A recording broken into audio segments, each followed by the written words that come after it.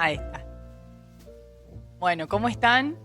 Es nuestro segundo encuentro y con los chicos hablábamos de un tema que se ve mucho en el consultorio y es el tema de ansiedad.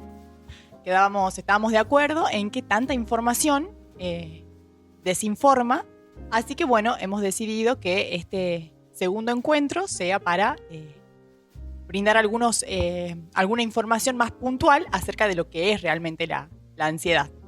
Me suele pasar en el consultorio que llegan los pacientes y me dicen, yo no quiero sentirme así. Bueno, es una función adaptativa inherente a uno, así que no sé si me querés dar el concepto. Bueno, sí, hemos estado hablando mucho de esto y tratábamos de ver la forma de la cual llegar a la gente y que sea lo más claro posible, porque es esto que dice Indiana.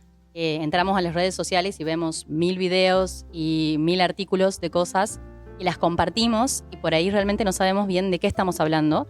Hoy se habla mucho acerca de la ansiedad, pero tal vez el concepto no está muy claro. La idea es que con esto que se pueda llegar a entender desde un punto de vista psicológico, ¿no? De la importancia de la salud mental. Porque la ansiedad es una emoción. Es una respuesta emocional y una respuesta fisiológica frente a situaciones que nosotros podemos llegar a entender como amenazantes, ¿no? ¿Por qué digo entender? Porque muchas veces tiene que ver con la interpretación de la situación en sí y no con la situación que estamos viviendo.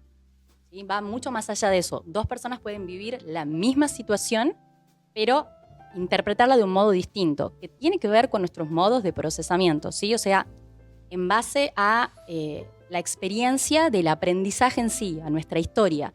Entonces, tenemos esos modos de procesar acorde a eso que conocemos. Entonces, interpretamos el mundo, las acciones de la gente que nos rodea, las situaciones por las que atravesamos en base a eso. Por lo tanto, lo que tenemos que tener en cuenta en el concepto de ansiedad son 3 cosas fundamentales que se llama teoría tripartita, como para tirar el concepto. Por un lado está la parte de lo fisiológico, por otro lado está lo cognitivo, o sea, los procesos cognitivos y mentales, y por otro lado lo conductual. En lo fisiológico tiene que ver con la respuesta del sistema nervioso autónomo, o sea, las cuestiones estas de lo que serían las respuestas involuntarias, ¿no? Respuestas autónomas del cuerpo, como el ritmo cardíaco, la sudoración, la tensión muscular. Y por otro lado está la parte cognitiva y mental, que tiene que ver con la evaluación de esa amenaza, lo que nosotros vemos de esa situación y lo que nos imaginamos, porque ahí vienen también esta cuestión de los escenarios catastróficos, ¿no? De pensar qué puede llegar a ocurrir o que se vuelva a repetir alguna situación. Entonces entramos en esta cuestión de que estamos ante una situación, pensamos de determinada manera, nos sentimos de determinada manera y actuamos en base a eso.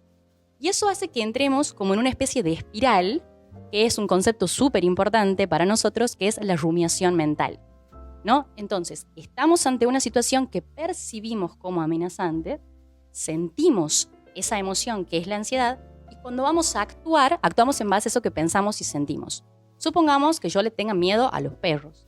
Entonces, estoy caminando en una plaza y me encuentro con 2 perros, ¿sí? Yo empiezo a imaginarme que estos perros pueden morderme, perseguirme. Siento temor ante esa situación, tal vez no pasa nada, los 2 perros están ahí echaditos sin hacer nada, pero en mi cabeza existe esa posibilidad y ya eso hace que yo sienta esa activación en mi cuerpo, esa sensación de alarma de la posibilidad de huida o cómo puedo enfrentarme a esa situación, ¿no? Entonces, en esto que es importante, en esto de la rumia de la que hablaba yo, ¿no? Le damos vuelta a eso, a esa situación, una y otra vez. El perro me puede morder, el perro se puede enojar, el perro me puede atacar y no puedo salir de esa situación, lo que hace que yo tenga determinadas conductas, que sería la tercera parte de esto. En esas conductas puedo haber una conducta evitativa, ¿sí? O sea, yo voy a dejar de ir a las plazas, a los parques y salir a lugares donde yo pueda ver perros, ¿sí? O la parálisis. Yo me quedé totalmente quieta ahí sin saber qué hacer, inmovilizada por el temor a que eso que yo estoy pensando suceda. Con lo lindo que son los perros encima. Con lo hermoso que son los perros, realmente pobres perritos, perdón por el ejemplo. Y por otro lado también es importante que nosotros tengamos en cuenta que para poder cortar esto de la rumia, porque uno por ahí puede llegar a entender cómo es el proceso, qué me sucede cuando estoy ansioso, pero qué hago al respecto de eso, ¿no? Hay algo que yo les enseño a los niños en el consultorio, que tiene como 3 ítems fundamentales. para que yo pueda salir de esa situación de rumiación mental, de esos pensamientos que me mantienen en una preocupación constante. Entonces, ¿cómo hago yo para salir? En primer lugar, reconocerlos, identificarlos, ¿sí? En segunda instancia, hacemos la investigación de los pensamientos, de dónde vienen, si realmente han sucedido o no, ¿bien? Y por último, el afrontamiento, que sería esto de exponerme a esa situación que me genera incomodidad, malestar, temor, ¿bien? Ahora, en esto, si bien decimos que la ansiedad tiene una función adaptativa, ¿bien? Y en esa función adaptativa nos permite a nosotros poder defendernos de ciertas situaciones amenazantes. ¿Cómo hacemos nosotros para poder distinguir cuándo esa ansiedad está siendo adaptativa y cuándo no? Bueno, ahí voy a entrar yo. Perdón, clarísima la explicación, ¿no? Ay, bueno. Sí. Muy buena. Espectacular. Me alegro que así sea. Después pasamos las tarjetas. No de crédito. Bueno, no, esas no. Bueno, ahí voy a dar un ejemplo, ¿sí? Porque muchas veces llegan al consultorio, como les decía recién, y me dicen, yo tengo ansiedad. Y como decía Cande, la ansiedad es una emoción que tiene una función adaptativa, ¿sí? Ahora, tenemos que diferenciar entre lo que es una ansiedad adaptativa y una ansiedad patológica, ¿sí? Normal y patológica. Pero nosotros el término de normal y anormal no lo usamos tanto. Saludable, insalubre o poco saludable. Bueno, por ejemplo, la ansiedad cumple una función adaptativa, como les decía, y supone un tinte de estrés agudo, como nos explicabas en las relaciones tóxicas. Yo voy a rendir, entonces, lógicamente, es una situación nueva que el cerebro interpreta, que es una amenaza, la mente lo hace como un escenario catastrófico, ¿sí? Voy a desaprobar, me va a ir mal, ¿sí? Y, lógicamente, empiezo a experimentar síntomas físicos, como sudoración, taquicardia, opresión en el pecho, o por ahí empiezo a tener, no sé, impacto en el sueño. Bueno, ahí hay una cuestión. Cuando yo tengo que rendir, tengo este tinte de estrés, entonces es normal que yo sienta ansiedad. Ahora, una vez que me enfrento a ese escenario, ¿sí? Que tendría que ver con el estilo de afrontamiento, si es adaptativo, bueno, me pone en contacto con lo que tengo que hacer. Es funcional, no impacta a mi vida diaria, a mi cotidianidad. Entonces, bueno, voy, rindo y eso supone que la ansiedad disminuye. En este momento estoy experimentando mucha ansiedad yo, por ejemplo. En cambio, ansiedad patológica, ¿qué sería? Sería el hecho de que yo impacte en mi vida funcional, ¿sí? En mi vida cotidiana, en la funcionalidad. Es decir, que yo no pueda ir a rendir, que no me pueda presentar, o que antes de rendir implique que, no sé, tenga síntomas que sean muy intensos, ¿sí? Como decía Cande, hay 3 componentes que tenemos en cuenta en la sintomatología de la ansiedad: el fisiológico, el cognitivo y el conductual. El fisiológico tiene que ver con todos los síntomas físicos, ¿sí? Por ejemplo, en un ataque de pánico empezamos a sentir esto, palpitaciones, sudoración, ¿sí? Y hay una intolerancia a las sensaciones corporales. Por eso se intensifican cada vez más. Cuando yo les hablo de estilo de afrontamiento, que puede ser adaptativo o evitativo, tiene que ver con esto, con cuando yo puedo adaptarme a la situación, ¿sí? Cuando yo, por ejemplo, voy a rendir, ¿sí? Eso aumenta mi ansiedad, pero a la larga es mucho más beneficioso. Ahora, cuando yo evito la situación, eso puede desencadenar un trastorno de ansiedad, ¿sí? Hay que tener en cuenta, bueno, que la mente siempre produce pensamientos porque es la función que tiene. Una vez Roberto me explicaba que me daba un ejemplo y me decía, vos no latís, en tu cuerpo, tu corazón es lo que late. La mente cumple una función que también tiene una función adaptativa, ¿sí? De supervivencia. Entonces crea escenarios catastróficos y genera de 50 a 90.000 pensamientos al día, ¿sí? En los trastornos de ansiedad, por lo general, son 90.000. Mucho, ¿no? Ahora no sabes la cantidad de pensamientos. Este es un ejemplo de afrontamiento.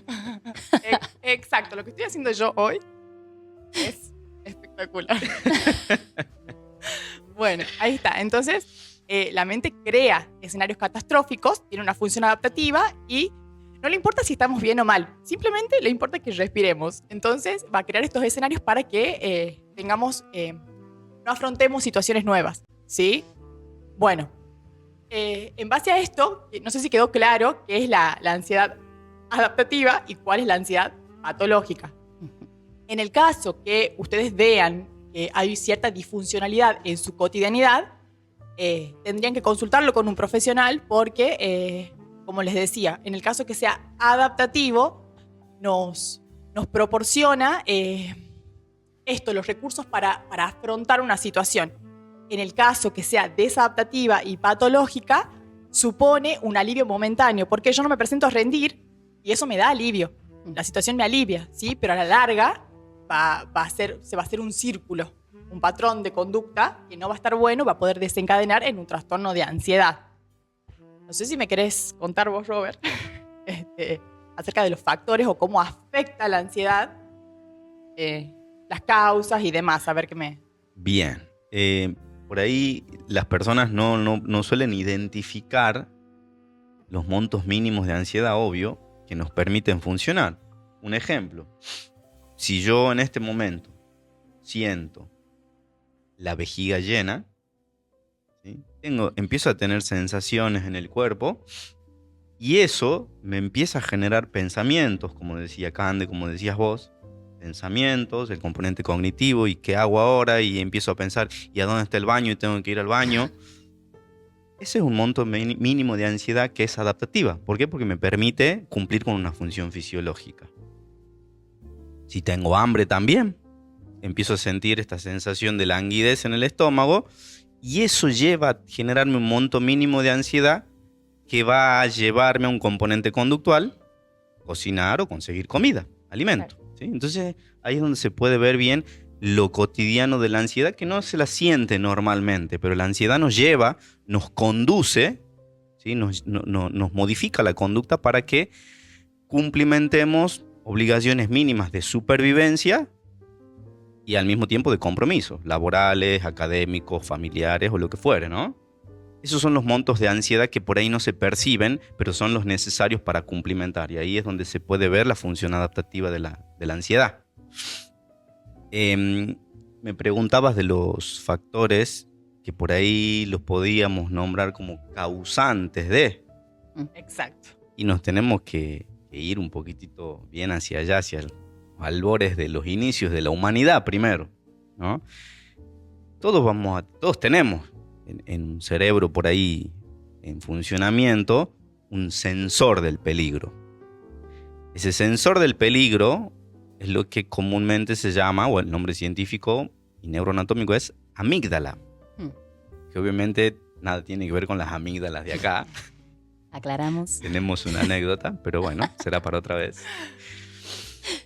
Esta amígdala es como les decía, el sensor. ¿El sensor de qué? Del peligro. Entonces ese sensor todo el tiempo está prendido. ¿Sí? Y está justamente sensando, va viendo, detectando posibles amenazas. Alguien por ahí me decía, la ansiedad es predecir el resultado negativo de algo. Entonces la ansiedad me está diciendo en el ejemplo del examen, mañana te van a clavar en el examen, ni te presentes. Eso me está diciendo la amígdala, es una amenaza, ¿sí? Ahora, ¿qué hago con ese pensamiento? Mañana me van a clavar en el examen. Eso me está diciendo la ansiedad. Entonces me está diciendo, cuidado, no vayas, y ahí es donde se va a producir el componente conductual, no vayas a rendir porque te va a ir mal, la vas a pasar mal. La ansiedad me está diciendo eso.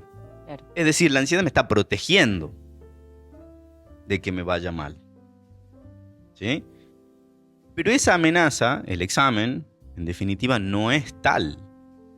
El problema está en que nuestra mente no puede distinguir una amenaza real de una amenaza imaginaria. Ahí es donde está el problema.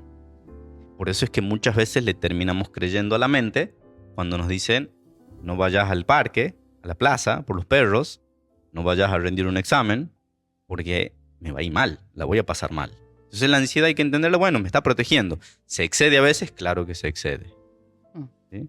Es como por ahí, en el consultorio yo pongo el ejemplo, es como una mamá o un papá sobre ultra, hiper, recontra protector que todo el tiempo me está alertando de los cuidados, ¿no?